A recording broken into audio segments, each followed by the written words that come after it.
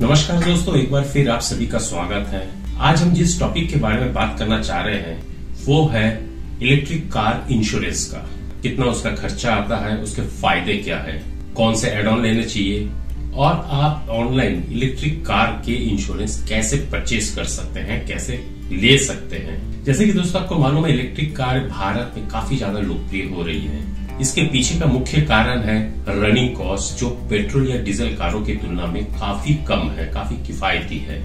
इसके बावजूद electric car का बीमा पॉलिसी लेना काफी महंगा साबित होता है। प्रदूषण और लगातार बढ़ती कीमत के कारण बहुत सारे लोग इलेक्ट्रिक कार की तरफ आकर्षित हो रहे हैं।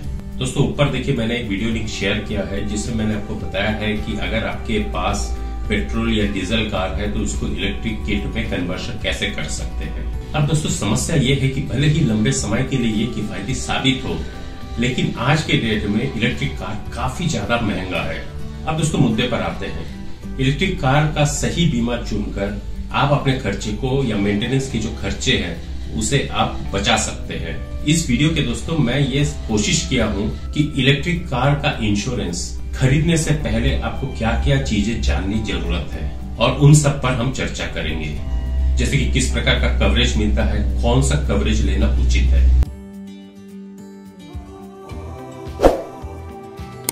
नमस्कार दोस्तों, मैं हूं सुधीर रंजन, मेरे यूट्यूब चैनल में आप सभी का स्वागत है। चलिए शुरू करते हैं।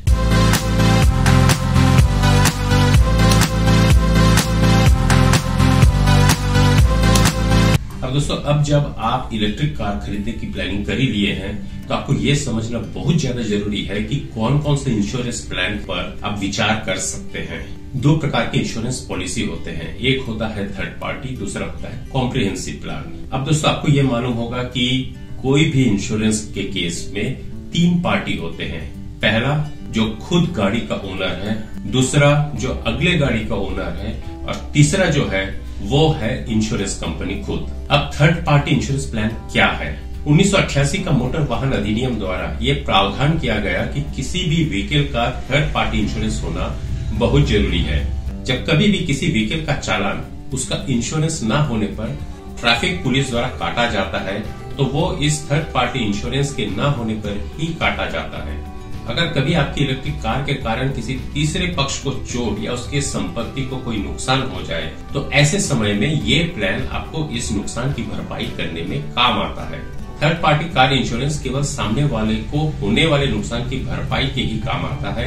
यह आपके वाहन को किसी दुर्घटना में डैमेज होने पर कवर नहीं करता है। कॉम्प्रिहेंसिव बीमा पॉलिसी क्या है उसे समझते हैं। किसी भी व्हीकल के लिए कॉम्प्रिहेंसिव पॉलिसी सबसे बेस्ट पॉलिसी बोला जाता है। इस पॉलिसी में तीसरे पक्ष और स्वयं के दोनों के नुकसान के लिए कवरेज मिलता है।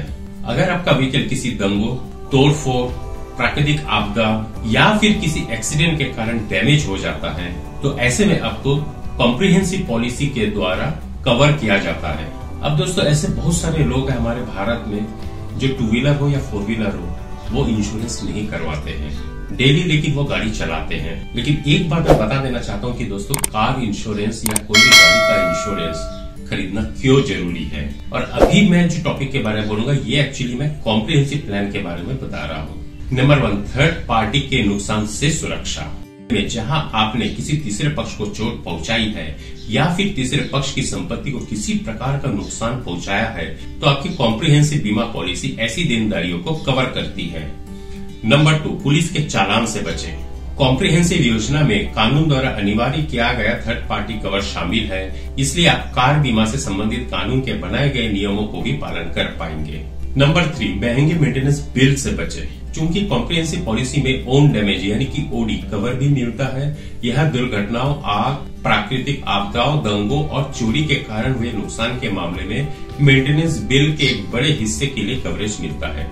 इसका मतलब है कि इस प्लान में कवर किए गए नुकसान के मामले में आपको महंगे मेंटेनेंस बिल का भुगतान नहीं करना पड़ेगा। नंबर 4, व्यक्तिगत दुर्घटना कवर मिलता है। इस बीमा पॉलिसी के साथ व्यक्तिगत दुर्घटना कवर यानी कि पीए भी मिलता है, जिसमें दुर्घटना के कारण हुई आकस्मिक मृत्यु, शारीरिक चोट या आंशिक या पूर्ण रूप से हुई डिसेबिलिटी के खिलाफ पूरा वित्तीय मुआवजा मिलता है। ध्यान देने वाली बात यह है, इसे थर्ड पार्टी इंश्योरेंस प्लान या कॉम्प्रिहेंसिव प्लान के साथ अलग से एड ऑन लेना पड़ता है। अब दोस्तों बहुत इंपॉर्टेंट क्वेश्चन आपके दिमाग में आ रहा होगा कि इलेक्ट्रिक कार के इंश्योरेंस प्लान इतने महंगे क्यों है। इलेक्ट्रिक कार बीमा पॉलिसी पेट्रोल या डीजल कार की तुलना में काफी ज्यादा महंगी है और उसके महंगे होने के कुछ कारण इस प्रकार है। इलेक्ट्रिक कारें की कीमत पेट्रोल और डीजल कार से ज्यादा है।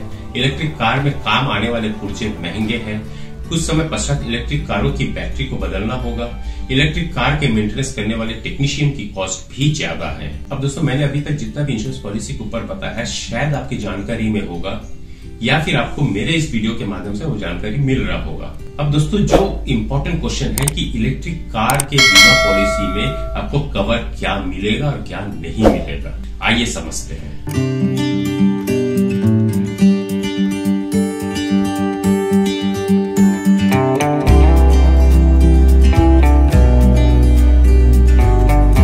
दोस्तों, ऐसा होना नहीं चाहिए कि आपका कार कहीं दुर्घटनाग्रस्त, लेकिन अगर ऐसा है और आपका कार दुर्घटनाग्रस्त हो चुका है तो उसके इंश्योरेंस क्लेम आप कैसे कर पाएंगे।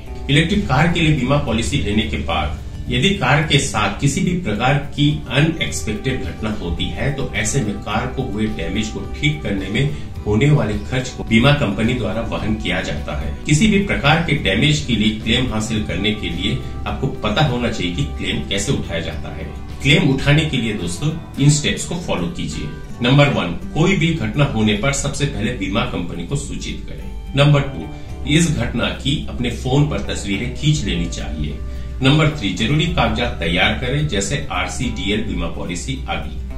नंबर 4, बीमा कंपनी के एजेंट द्वारा कार का निरीक्षण किया जाता है। और नंबर 5, क्लेम अप्रूव होने के बाद दुर्घटना के लिए मुआवजा मिल जाता है। अब ये जो इलेक्ट्रिक कार के जो इंश्योरेंस है उसके क्लेम 2 प्रकार के होते हैं। Number 1, cashless. Number 2, reimbursement. अब कैशलेस क्लेम क्या है उसे समझते हैं। क्लेम रजिस्टर करें और बीमा कंपनी को सूचित करें। इसके लिए कंपनी के टोल फ्री नंबर पर कॉल करके या उनकी वेबसाइट पर जाकर ऐसा कर सकते हैं। बीमा कंपनी के नेटवर्क गैरेज जिनसे कंपनी का टाई अप हो उस गैरेज में कार की मरम्मत करवाएं। सभी आवश्यक दस्तावेज जमा करवाएं। बीमा कंपनी द्वारा सभी कागजात का सत्यापन हो जाने के बाद बीमा कंपनी सीधे नेटवर्क गैरेज के साथ क्लेम का निपटारा करेगी। अब रिम्बर्समेंट क्लेम्स क्या है उसे समझते हैं। सबसे पहले तो ईवी कार बीमा कंपनी को नुकसान की सूचना दें। यदि आप किसी तीसरे पक्ष के कारण डैमेज या चोरी हो गई है तो पुलिस रिपोर्ट दर्ज करें और अन्य कागजात के साथ पुलिस रिपोर्ट की एक प्रति जमा करवाएं। अब अपने खर्च पर कार की मरम्मत किसी नजदीकी गैरेज से करवाएं। इसके बाद बीमाकर्ता कंपनी को सभी मूल बिल और भुगतान की रसीद भेजे। एक बार दस्तावेज के सत्यापन के बाद क्लेम की गई राशि वापस ग्राहक के बैंक खाते में ट्रांसफर कर दी जाती है। अब जो असली मुद्दा है उस पे आते हैं कि इलेक्ट्रिक कार के इंश्योरेंस पॉलिसी महंगी क्यों होते हैं और उसके कॉस्ट क्या आएंगे। सभी इलेक्ट्रिक कार बीमा पॉलिसियों की प्रीमियम का मूल्य निर्धारण कुछ मानकों पर निर्भर करता है, जैसे जगह, कार का मॉडल कौन सा है और ईवी कितनी पुरानी है, और इसके अलावा व्हीकल की कीमत पर भी आधारित होता है। अगर इलेक्ट्रिक वाहनों के लिए बीमा लागत की गणना करना चाहते हैं तो कार बीमा प्रीमियम कैलकुलेटर पर जाकर पता कर सकते हैं, जिसका की लिंक मैं डिस्क्रिप्शन बॉक्स में दे दूंगा।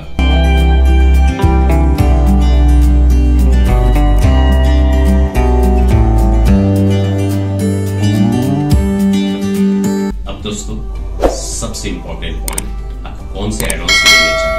यहाँ मैं आपको कुछ जरूरी एड ऑन के बारे में बताऊंगा जिन्हें इलेक्ट्रिक वाहन बीमा योजना के साथ आप खरीद सकते हैं। हालांकि ये सभी कार बीमा पॉलिसी के प्रीमियम को बढ़ा सकती है, लेकिन कई फायदे भी हैं। सबसे पहले है zero depreciation cover. Electric car के लिए zero depreciation cover add on का फायदा ये होता है कि बीमा की क्लेम की गई राशि कार के पूरे बाजार मूल्य पर किसी भी कटौती के बिना तय की गई है। कार के डैमेज हो जाने के बाद कार की मरम्मत करवाने पर ग्राहक को अपनी जेब से 1 रुपए भी नहीं देना होता है। सारा खर्चा बीमा कंपनी वहन करती है। Number 2 add on personal accident cover. यदि यूजर को इलेक्ट्रिक कार से जुड़ी दुर्घटनाओं के कारण किसी प्रकार की चोट आती है तो कार बीमा के साथ दिया गया यह व्यक्तिगत दुर्घटना कवर उन चोटों के इलाज पर होने वाले खर्च को कवर करेगा। Number 3 RTI। अब दोस्तों कंफ्यूज मत होइएगा, यहाँ पर RTI means right to information नहीं है, यहाँ पर RTI है राइट टू इनवॉइस। इस एड ऑन का फायदा ये है कि बीमा कंपनी द्वारा जो कंपनसेशन दिया जाता है वो इलेक्ट्रिक कार की इनवॉइस वैल्यू के बराबर होगा।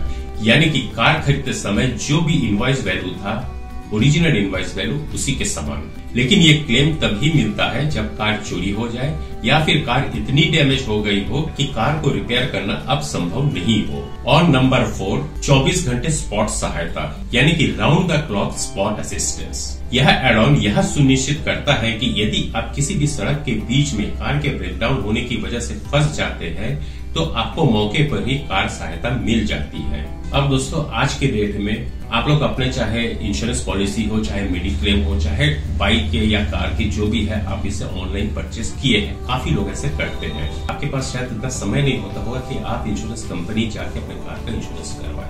आप ब्रोकर को यूज करते हैं या सबसे अच्छा आज के डेट में है वो है ऑनलाइन। जब नई इलेक्ट्रिक कार खरीदी जाती है तब डीलरशिप द्वारा कार के लिए इंश्योरेंस करवाया जाता है, जिससे ग्राहक को सुविधा हो सके। ग्राहक को यह अधिकार होता है कि वो किस बीमा कंपनी से कार बीमा करवाना चाहता है और बीमा के साथ क्या क्या एड ऑन कवर्स लेना चाहता है।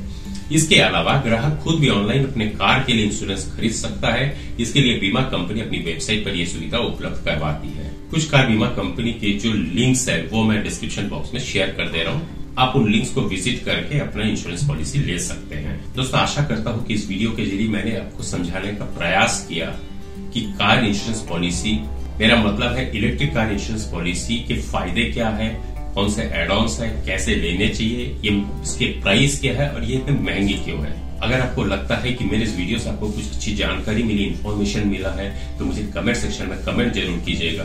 और हाँ दोस्तों, एक बात आप हमेशा भूल जाते हैं, आप वीडियो देख तो लेते हैं लेकिन सब्सक्राइब करना भूल जाते हैं। प्लीज सब्सक्राइब कीजिए, साथ में ऑल को भी क्लिक कर दीजिए ताकि मेरे चैनल के थ्रू ऐसे जो भी मैं अपडेट्स लेकर आऊं उसका नोटिफिकेशन सबसे पहले आपके पास पहुंचे। फिर मिलते हैं ऐसा ही किसी अगले एपिसोड पर। तब तक stay safe, stay tuned. This is Subir.